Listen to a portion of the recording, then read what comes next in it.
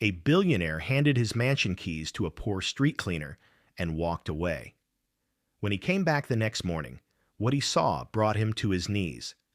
53-year-old Caleb Whitmore had stopped believing in human decency somewhere between his second lawsuit and his third betrayal.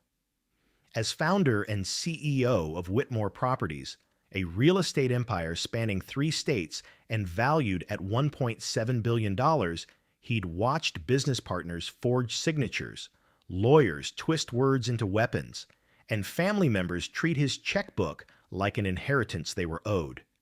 His gated estate in Greenwich, Connecticut had walls that stretched 12 feet high, security cameras that never blinked, and imported marble floors so polished you could see your reflection and your loneliness in every step. He owned properties in Aspen, Martha's Vineyard, and Scottsdale. His watch cost more than most families spent on rent in 6 months. Yet every night he went to bed in a house that echoed with the kind of silence that money can't fill and walls can't keep out.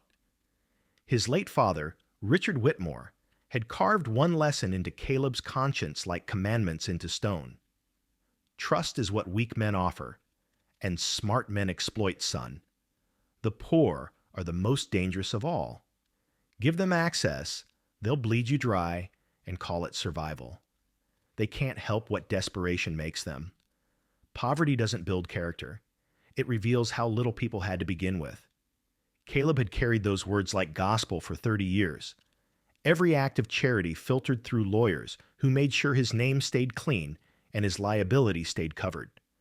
Every donation calculated for tax breaks and favorable press. He'd never once stood face to face with someone in need and simply helped, not without contracts, not without control, not without protecting himself first. But on a cold November evening, something fractured in the ice he'd wrapped around his heart. He'd just left another emergency, meeting with investors, his head pounding from hours of arguing over profit margins and expansion timelines. His black sedan idled outside the iron gates of his estate, engine humming, headlights cutting through the early darkness. His phone buzzed relentlessly with messages from board members, attorneys, contractors, all demanding pieces of his attention, his time, his very soul. He was exhausted in a way sleep couldn't fix, tired of building empires that never felt like home. Then he saw her. Just beyond his gate, illuminated by the cold glow of a streetlight, a woman knelt on the sidewalk with a push broom in her hands. She wore the neon yellow safety vest of a city sanitation worker, the reflective strips catching light as she swept fallen leaves into careful piles.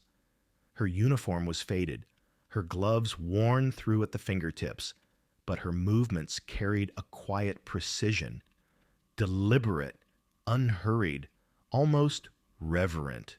It was nearly 7 in the evening. Her shift had ended at 5. Yet here she was, still working, still tending to a street that belonged to no one and everyone. Caleb's hand hovered over the gear shift. His instinct was to drive through the gate and forget he'd seen her. Street cleaners were the city's responsibility, not his. He paid taxes. He paid people to handle these things. He didn't need to get involved.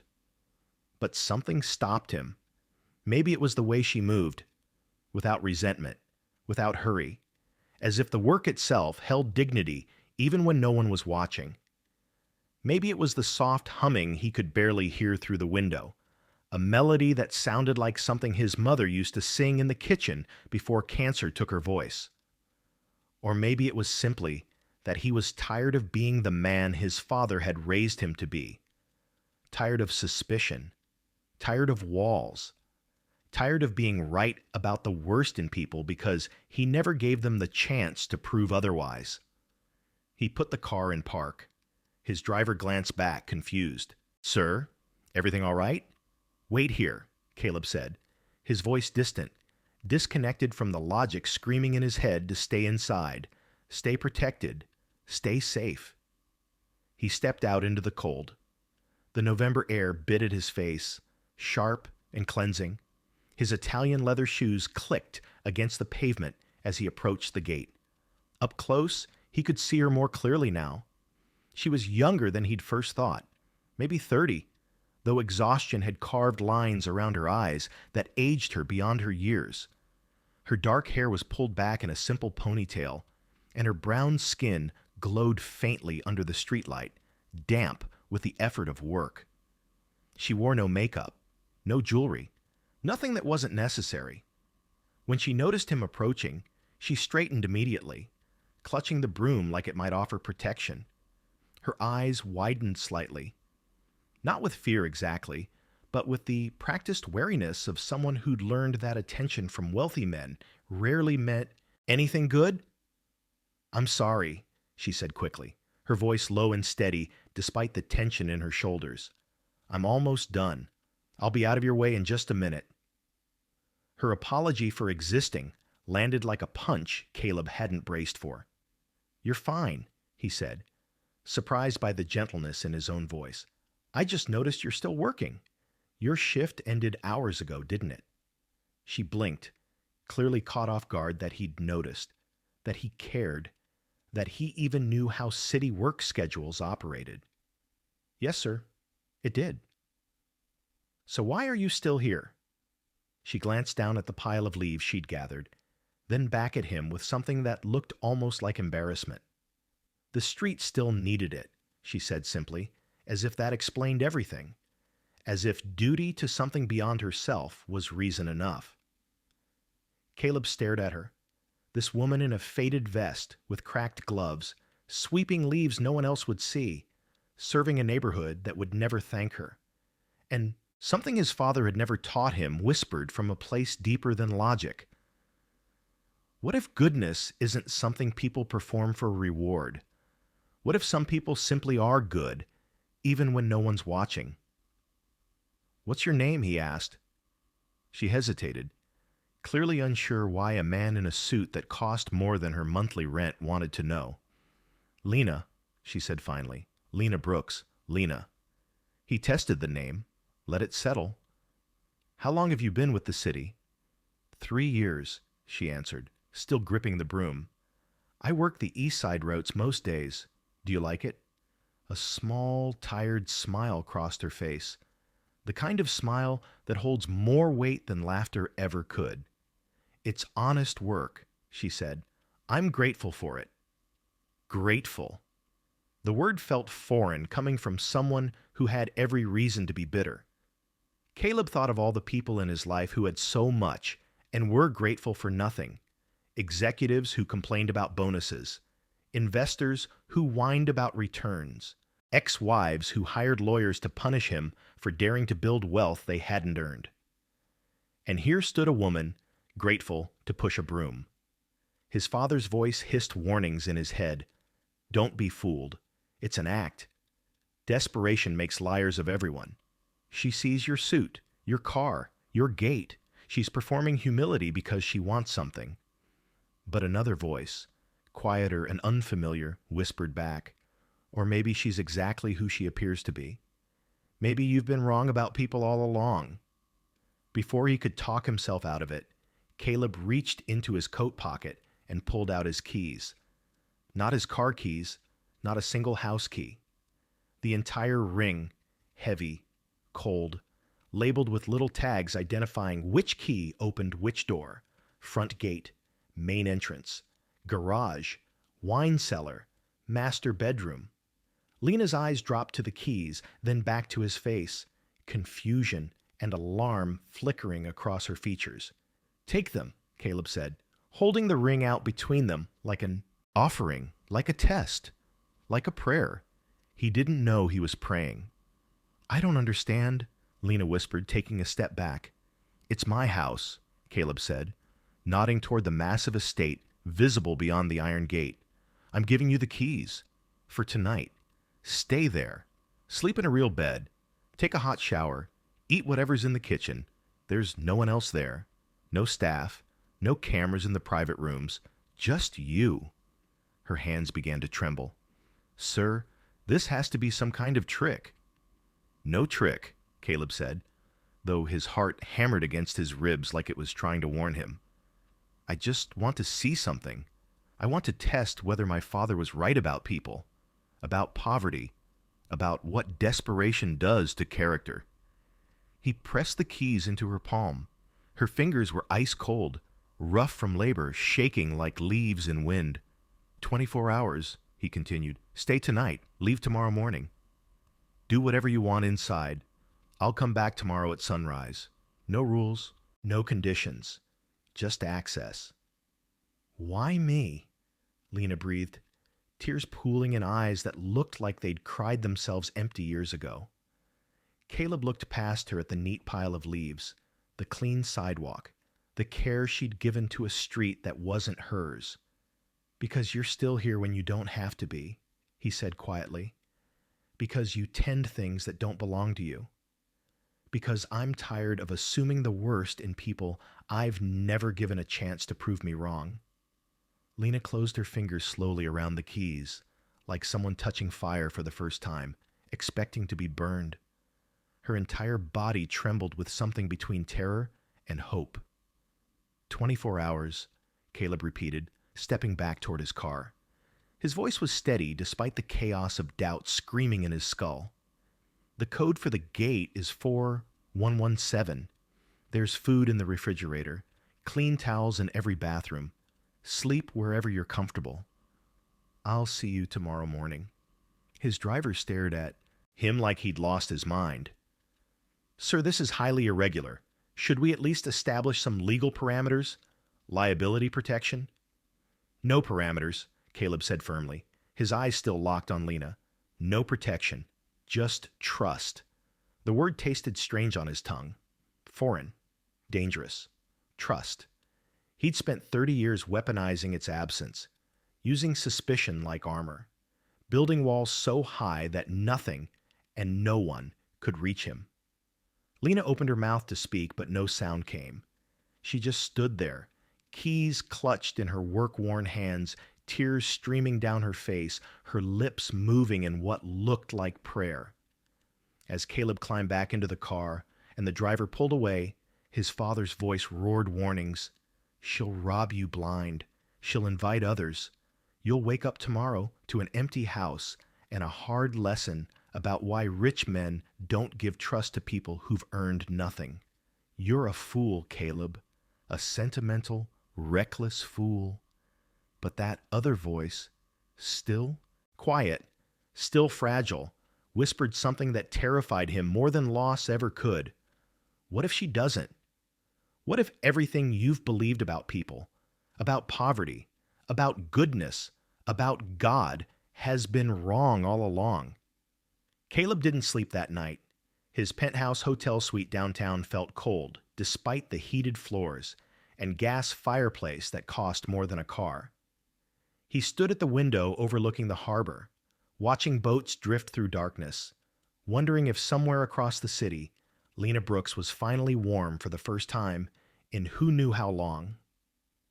He pulled out his phone, stared at the security app connected to his home system. He could check the cameras, could watch every move she made, could confirm or deny his father's prophecy in real time. But he didn't open the app, because if he was going to test trust, it had to be real. It had to cost him something. It had to require the one thing he'd never given anyone: faith without evidence. Hours crawled. Past midnight. 1 in the morning. 2.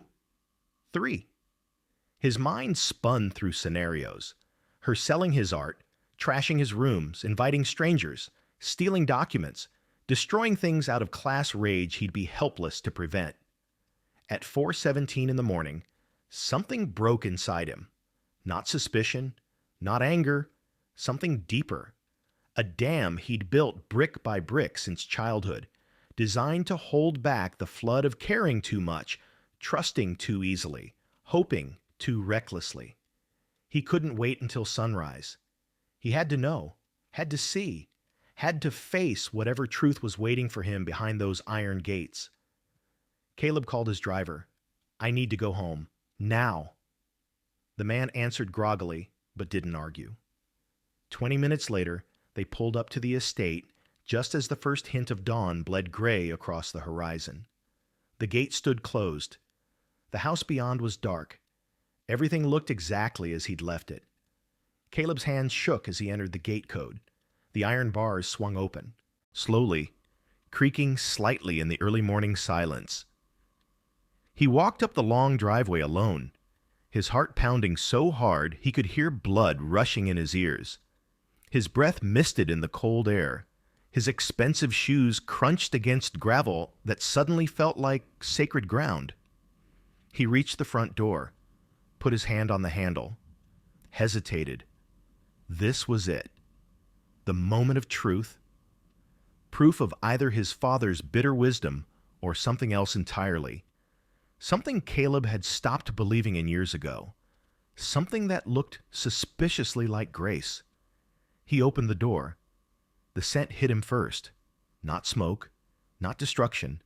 Something warmer. Coffee. Bread. Cleaning solution. His house smelled alive in a way it hadn't in years. The entryway floor gleamed. His shoes, usually scattered carelessly by the door, were lined up neatly against the wall. The coat rack he'd been meaning to straighten for months now stood perfectly arranged. Fresh flowers sat in a vase on the entry table, picked from his own neglected garden outside. Caleb's throat tightened. He moved deeper into the house, each step revealing more impossible kindness. The living room had been dusted, windows cleaned, cushions arranged, not redecorated, not rearranged, just tended, cared for, honored. In the kitchen, he found evidence of breakfast, simple, humble, toast crumbs on a plate, a single coffee mug washed and drying by the sink. The refrigerator was still full, nothing taken, nothing missing, just one woman's modest use of abundance she'd been freely given. Then he heard it, a sound so unexpected it froze him mid-step, soft, rhythmic, coming from the living room he'd just passed. Praying. Someone was praying in his house. Caleb moved silently back toward the living room entrance and stopped, his hand gripping the door frame to steady himself against what he saw. Lena knelt on his hardwood floor beside the fireplace, her head bowed, her hands clasped together. She'd changed out. Of her work uniform into clothes she must have washed and dried overnight. The same worn jeans and faded sweater, but clean now, cared for. Her hair was still damp from a shower, and on the mantel, directly in front of her, positioned where she could see it clearly, sat the framed photograph Caleb kept meaning to put away but never could. His late wife, Catherine, smiling, alive, forever 38. Lena's voice was barely a whisper, but in the silence of the house, Caleb could hear every word. Lord, I don't know this man's pain, but I can feel it in these walls. This house is beautiful, but it's so heavy with loneliness it nearly broke my heart to walk through it. Whatever he's lost, whatever he's carrying, please let him know he's not alone. Let him feel you here. Let him remember that grief isn't the end of love. It's proof love existed. And please, if it's your will, let this house be filled with life again. Not with things, but with people, with laughter, with purpose. Let it be a home, not a monument. I don't know why you gave me access to this place, but I tried to leave it lighter than I found it. I tried to tend it the way Mama taught me. If that matters, if that means anything, let him see it. Let him know that some people still care even when no one's watching, that some people still choose goodness even when the world gives them every reason not to. In Jesus' name, amen. Caleb couldn't breathe, couldn't move, couldn't do anything except stand there as 30 years of walls collapsed into rubble at his feet. She wasn't praying for herself. She was praying for him, for a man she'd met once, spoken to for 5 minutes, who'd given her keys like a test, like a trap, like bait for proving his father's dark gospel about the poor. And she'd responded not with theft or rage or even self-preservation. She'd responded with prayer, with service, with care for a stranger's broken heart. A sound escaped. Caleb's throat, half sob, half gasp, and Lena's head snapped up. Her eyes went wide with alarm. She scrambled to her feet, wiping her face quickly. "I'm sorry," she said immediately, hands up as if surrendering. "I wasn't trying to snoop. I just saw the picture and thought, I shouldn't have assumed. I'll leave right now." "Don't," Caleb managed, his voice wrecked. "Please don't leave." Lena froze, confusion and fear warring on her face.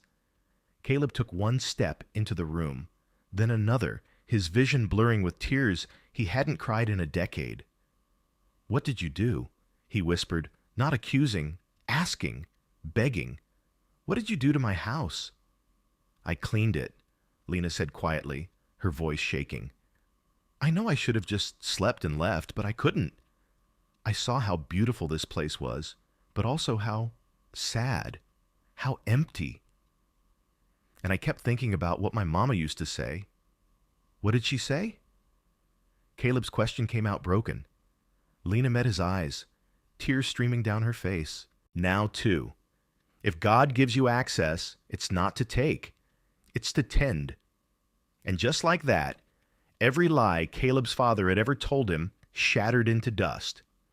Because in that moment, standing in his own living room watching a street cleaner weep over a chance to serve rather than take, Caleb Whitmore realized he'd spent 53 years building an empire on a foundation of fear his father had poured.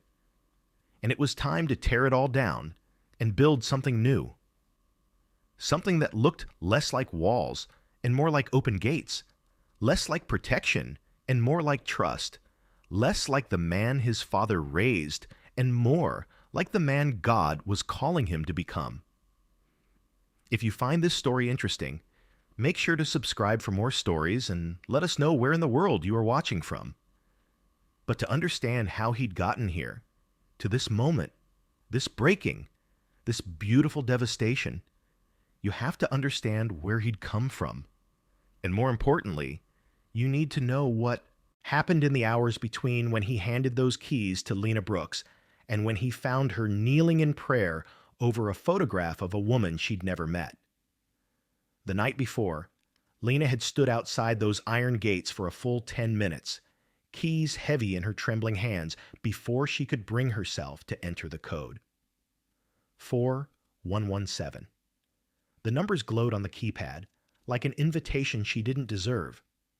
When the gates swung open with a mechanical hum, she flinched as though she'd triggered an alarm. She walked the long driveway slowly, her work boots, the only shoes she owned, scuffing against pristine stone.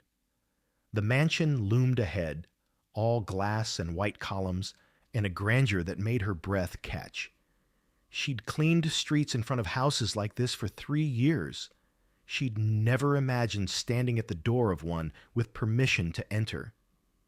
At the threshold, Lena stopped, bent down, unlaced her boots, and set them carefully to the side of the entrance. Her socks had holes in the heels, but they were clean. She'd made sure of that this morning, the way her mother had taught her. You can be poor, baby girl, but you never have to be careless. Before touching the door handle, Lena closed her eyes and whispered the prayer her mother used to say before entering other people's homes to clean. Lord, let my hands honor what they touch. Let me leave things better than I found them. Let me be a blessing, not a burden. Then she stepped inside, and the sheer weight of silence nearly drove her back out. This part breaks my heart, not because she was poor, but because she was so careful. Every step measured, every breath intentional. Like she understood that what we do when no one is watching reveals who we really are. Lena had been raised by a mother who prayed more than she slept and worked more than she rested. Margaret Brooks had cleaned houses for wealthy families in Hartford for 30 years, and she'd taught her daughter that access was a test of character, not an opportunity for taking. If God gives you the keys to someone's kingdom, baby, it's not so you can steal the crown. It's so you can tend the garden they've forgotten how to water. Margaret had died when Lena was 19, cervical cancer that spread faster than prayers could catch it. Her father, a construction worker with kind eyes and calloused hands, followed 6 months later. Heart attack on a job site, gone before the ambulance arrived. Lena had been alone ever since. No siblings, no extended family who claimed her, just her mama's Bible, her daddy's work ethic, and a faith that stayed quiet but never left. She worked 2 jobs now: city sanitation during the day, overnight stocking at a warehouse 3 nights a week. She slept in a rented room in a boarding house where the heat barely worked and the locks barely held. She owned 4 shirts, 2 pairs of jeans, 1 winter coat, and a hope that refused to die no matter how heavy life got. And now, she stood in a mansion worth more than she'd earn in 10 lifetimes, completely alone, with no cameras watching and no consequences waiting. What would you do if you were given access like this, with no one watching? Lena walked through the first floor slowly, taking in the high ceilings, the imported furniture, the art that probably cost more than her annual income. She didn't touch any of it, not the sculptures, not the paintings, not the crystal vases or the leather-bound books lining shelves that stretched to the ceiling. Instead, she noticed what was missing: warmth, life, evidence that anyone actually lived here instead of just existing inside expensive walls. She found cleaning supplies under the kitchen sink and got to work. Not because she had to, because it was the only language of love she'd ever fluently spoken. She wiped down counters, swept floors, lined up the shoes by the door that had been left scattered. She opened windows despite the November cold, letting fresh air chase out the staleness of a house that hadn't breathed in too long. She avoided the expensive things entirely, didn't dust the art, didn't reorganize the collections. She cleaned spaces, not possessions, made the house feel less like a museum and more like a place where someone might actually want to come home. It was in the living room, while wiping dust from the mantel, that she found the photograph. A beautiful couple, younger than their smiles suggested, standing on a beach somewhere tropical. The man was unmistakably Caleb, same sharp jawline, same intense eyes, but lighter somehow, happier. The woman beside him had dark hair and a laugh that seemed to reach through the frame. Their hands were intertwined. Their futures looked infinite, but the photo was covered in dust, abandoned to time, and Lena understood immediately. This wasn't a memory he'd forgotten. This was grief he couldn't bear to look at, but refused to put away. She stood there for a long moment, staring at evidence of a love that had ended too soon.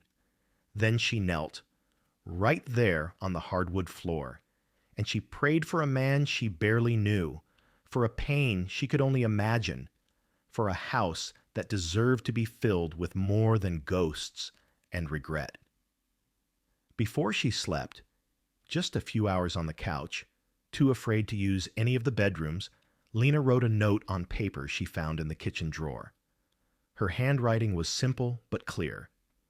Mr. Whitmore, I didn't touch anything that wasn't meant for care. This house felt heavy with loneliness. I tried to leave it lighter. Thank you for trusting me when you had no reason to. Some people still believe goodness exists, even when the world forgets. You reminded me I'm one of them. Lena Brooks.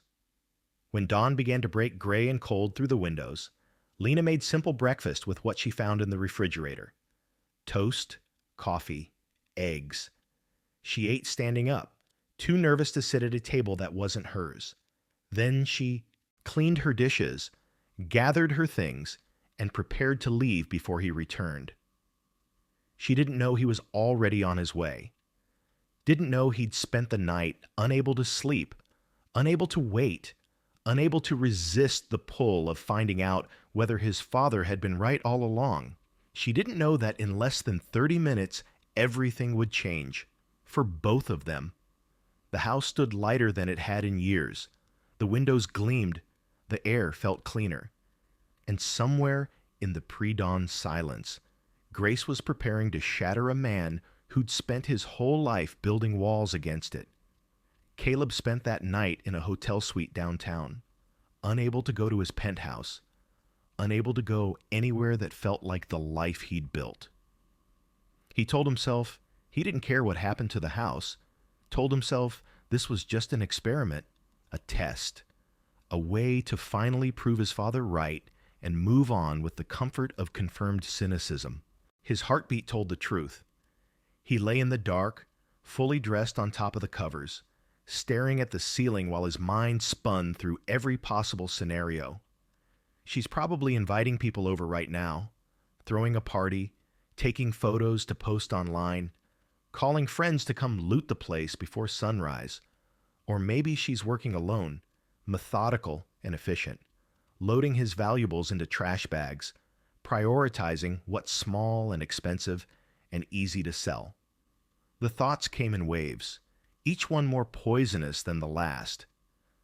By 3 a.m, guilt had joined the chorus. What kind of man gives a stranger complete access to his home just to prove a point?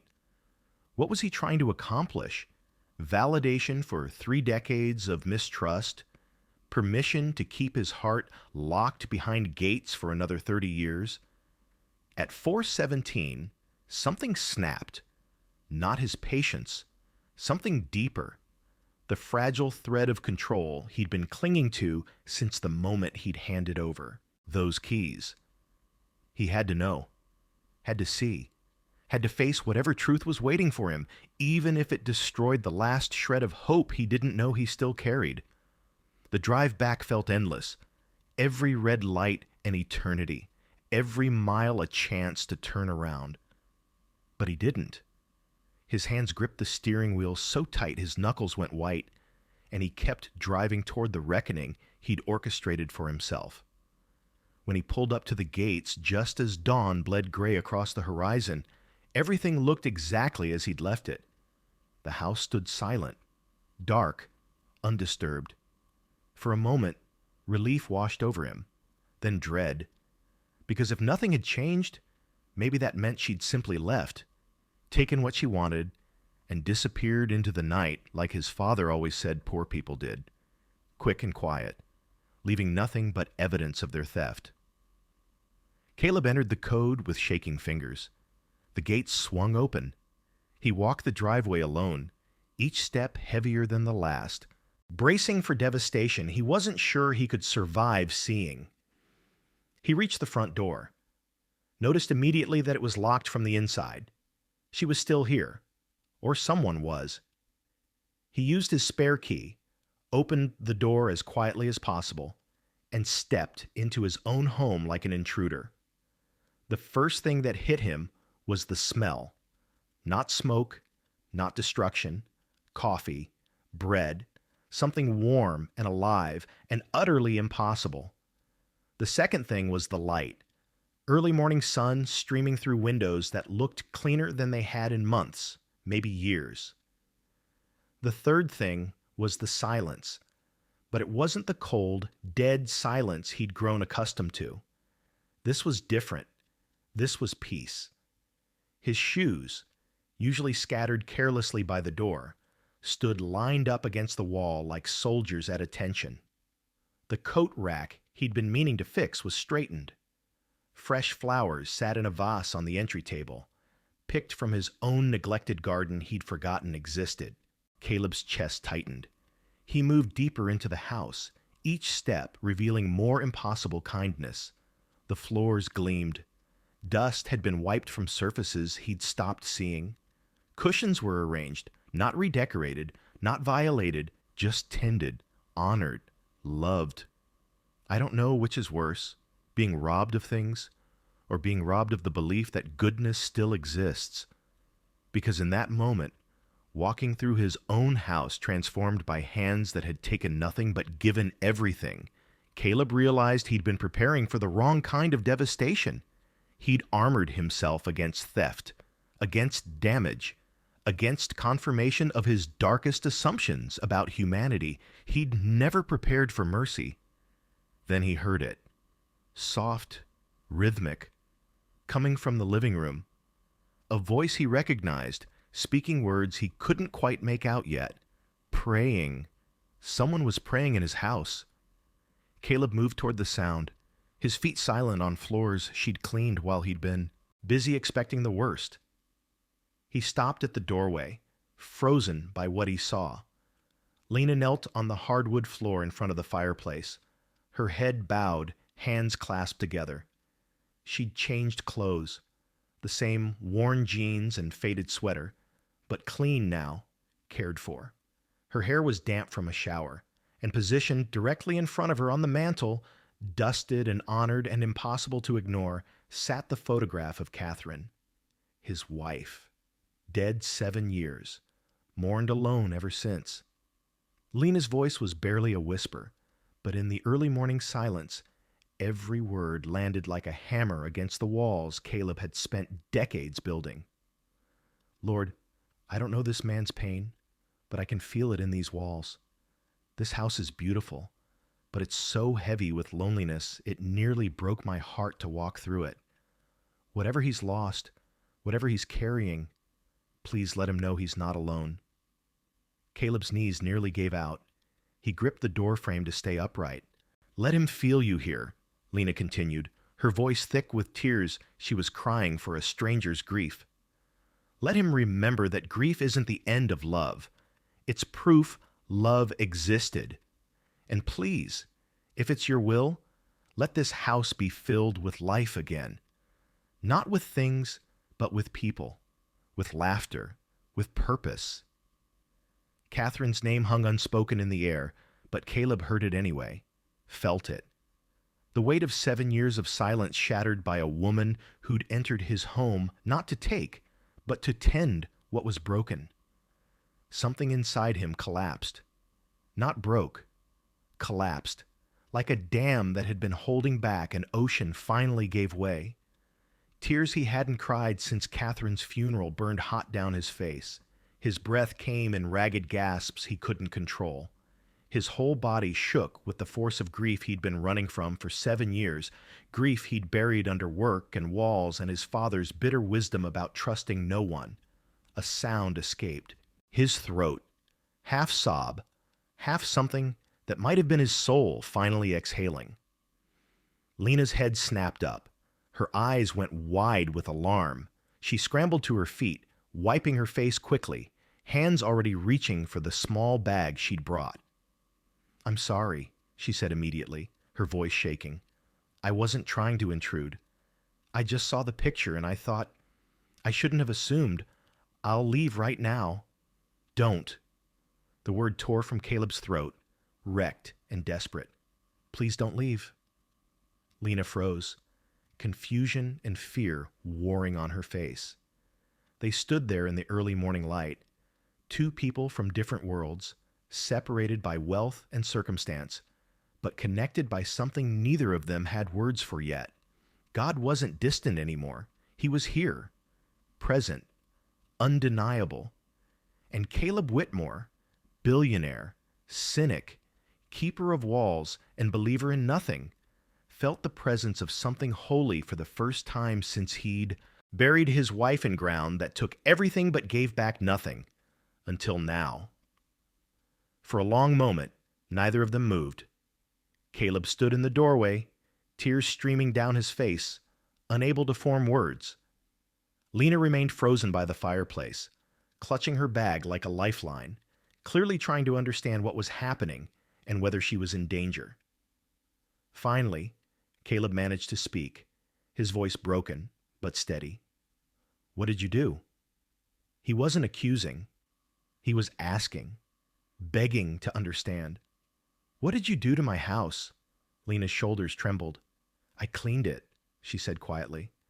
I know I should have just slept and left, but I couldn't.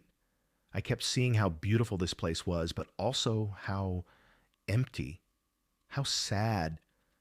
And I kept hearing my mama's voice. What did she say?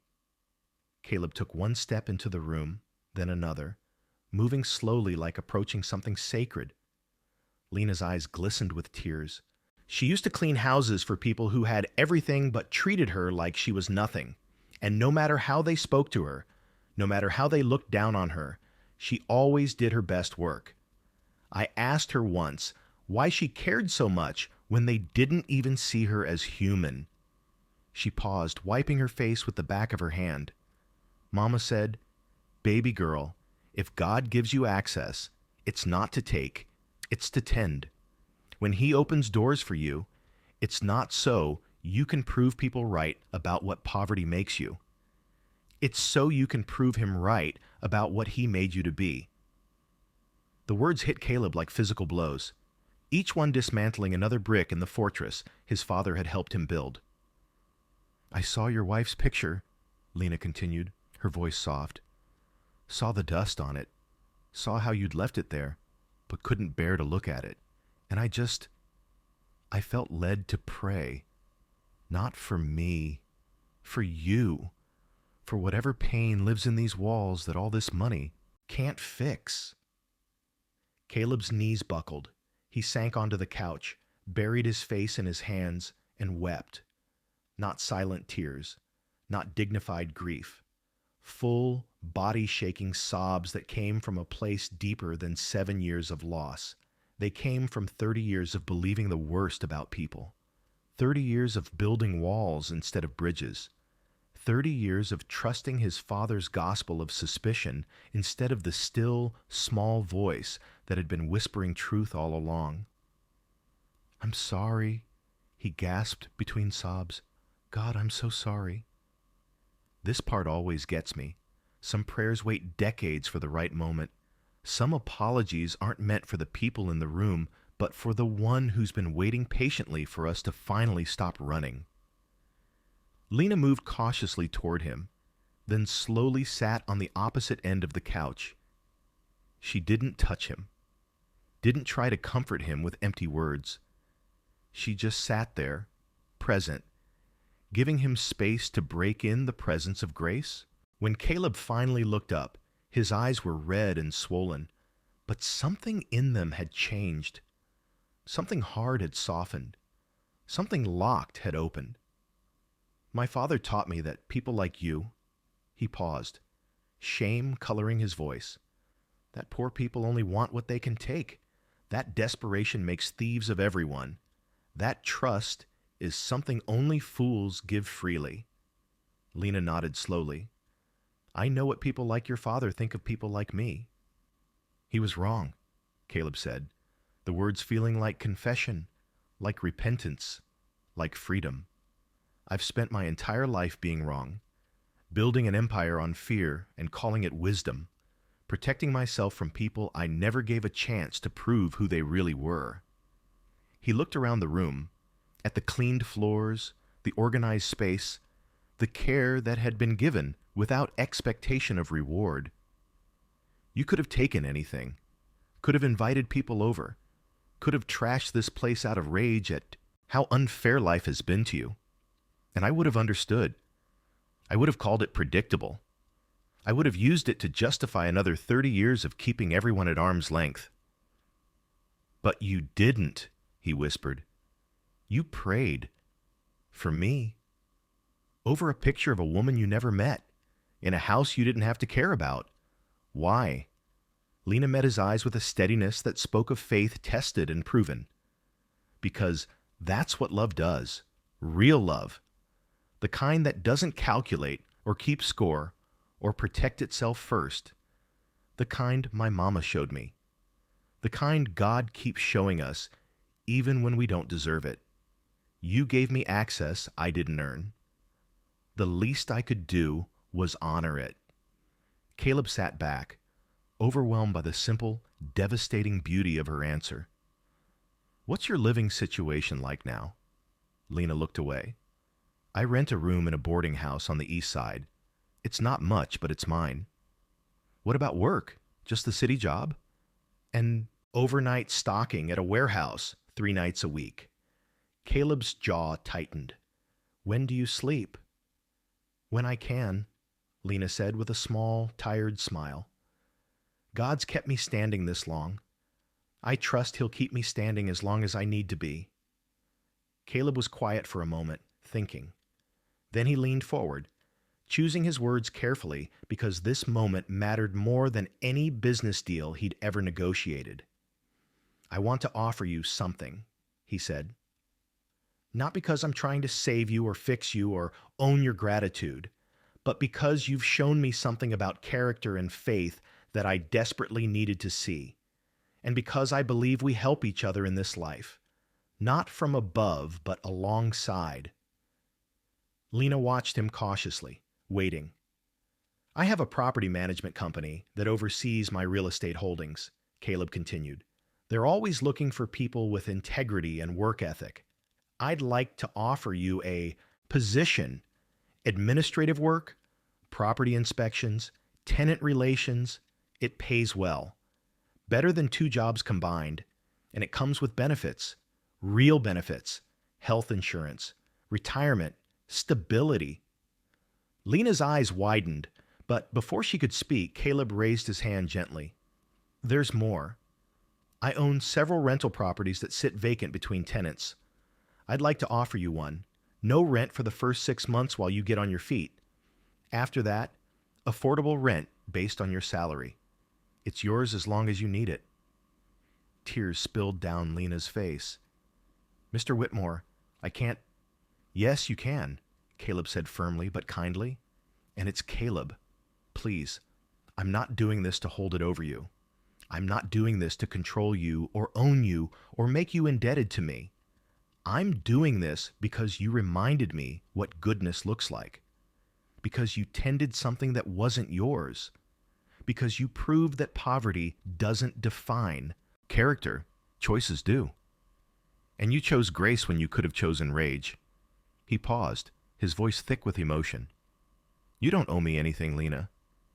But I owe you everything. You gave me back something I thought died with my wife. You gave me back the ability to hope, to trust, to believe that God still shows up in the most unexpected ways through the most unexpected people." Lena covered her mouth with both hands, sobbing now. "Thank you," she managed. "Thank you." They sat together as morning light filled the room, 2 people from different worlds connected by an act of irrational trust that had opened doors neither of them knew needed opening. In the weeks that followed, Caleb kept his word. Lena started her new job, moved into a small but comfortable apartment in a safe neighborhood, and slowly began to build a life that wasn't defined by survival, but by stability. Caleb visited occasionally, not to check up on her, but to check in as a friend. Someone who'd learned that wealth meant nothing if you had no one to share it with. He began opening his home more often, not for parties or business functions, but for people. He started a foundation, not named after himself, but after his mother, who died believing in kindness before his father could teach him to weaponize suspicion. The foundation focused on dignity-based assistance, job training, housing support, education funding. Not charity that kept people dependent, but support that helped people rise. He kept the front gate open more often now, planted flowers in the garden Lena had harvested from, put fresh flowers beside Catherine's picture every week, and smiled at the memories instead of running from them. And sometimes, late at night when the house was quiet, he thought about that November evening when he'd handed his keys to a stranger and gambled everything on the possibility that his father had been wrong. He'd won, but not in the way he'd expected, because the real miracle wasn't that Lena hadn't stolen from him. The real miracle was what she'd given him instead. Proof that God still shows up, that grace still exists, that some people still choose goodness even when the world gives them every reason not to. What if the miracle you're praying for comes disguised as someone you almost ignored? What if the answer to your deepest loneliness is standing right outside your gate, waiting for you to take the risk of trusting again? What if God is less interested in protecting what you have and more interested in opening what you've closed? Caleb learned the answer that November morning, and it changed everything. Because some keys don't open doors, they open hearts. If this story moved you, I'd love to hear about it. Share it with someone who needs to be reminded that goodness still exists, that grace still shows up, that God still works through the people we least expect in the moments we most need it. Let me know in the comments where you're watching from and what part of this story hit home for you. Because we're all just walking each other home, and sometimes the person holding the light is the one we almost walked past.